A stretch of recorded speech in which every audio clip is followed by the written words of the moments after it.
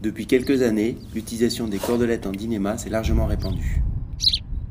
Il est fréquent de grimper avec une corde à simple et d'utiliser un brin de dynéma pour hisser un sac et descendre en rappel.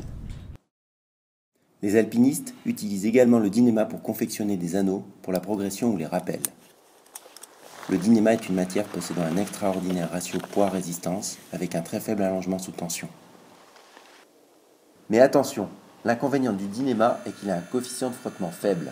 De nombreux nœuds, qui fonctionnent avec des cordelettes nylon, glissent sous une faible traction et deviennent dangereux. Nous sommes au laboratoire d'essai de matériel de montagne de l'École nationale de ski d'alpinisme à Chamonix. Nous allons tester différents nœuds de jonction à l'aide d'un vérin hydraulique et d'un dynamomètre.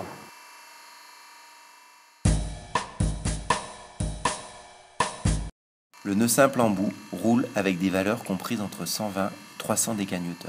Ces valeurs sont très insuffisantes pour un relais ou même un anneau de rappel. Le nœud simple en bout est à proscrire pour fermer un anneau de rappel, quelle que soit la matière de la cordelette.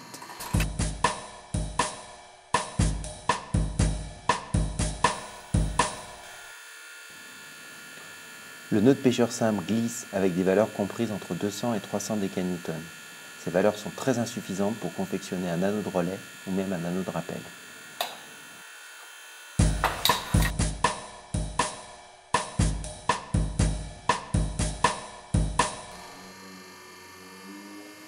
Le nœud de sangle glisse avec des valeurs comprises entre 190 et 250 décanewtons. Ces valeurs sont insuffisantes pour confectionner un anneau de relais ou même un anneau de rappel.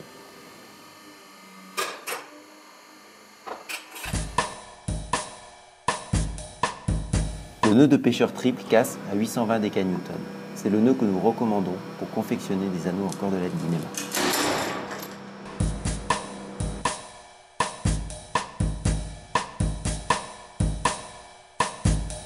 Ce test a pour but de démontrer qu'un nœud simple en bout est suffisamment résistant pour rappeler la corde. Il roule à des valeurs comprises entre 300 et 450 décanewtons, ce qui est suffisant pour tirer une corde de rappel.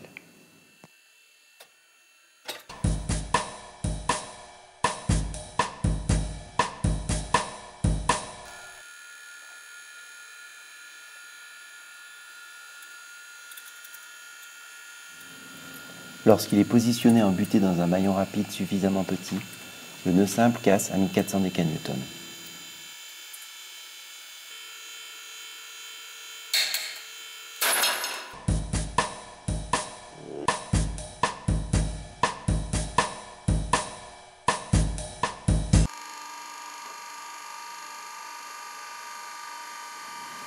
Si le maillon rapide est trop large, le nœud risque de passer au travers du maillon. C'est ce qui se passe lors de cet essai avec un nœud en 8 et une traction de 1020 décanewtons. Cette valeur reste largement suffisante pour descendre en rappel.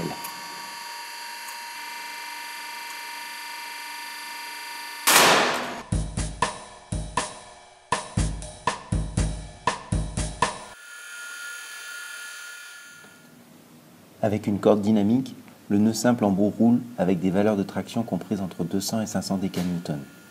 Ces valeurs sont suffisantes pour descendre en rappel, mais compte tenu du roulement des nœuds, il est important de laisser au minimum 30 cm de mou sur chaque brin sortant.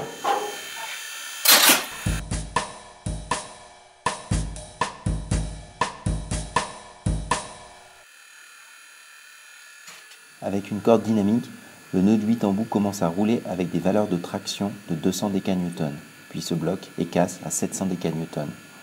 Ces valeurs sont largement suffisantes pour descendre en rappel.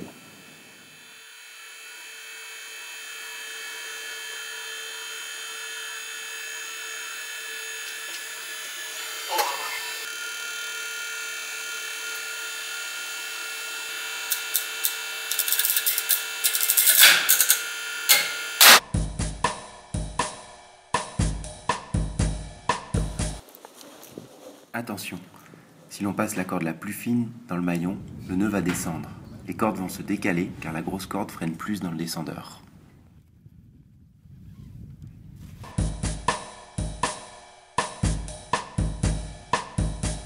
Pour descendre en rappel avec deux cordes de diamètre différents, il est indispensable de passer la plus grosse corde dans le maillon et de mettre le nœud en butée.